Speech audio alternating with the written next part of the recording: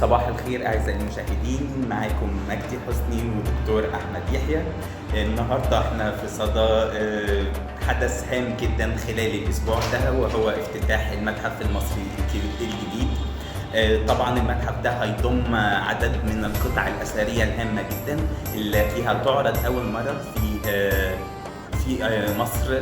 طبعا مش حابين نتكلم عن كم التجهيزات والاعدادات لهذا الافتتاح العظيم.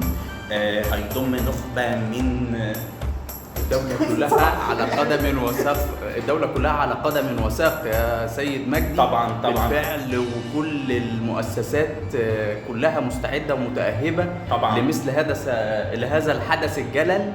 صحيح.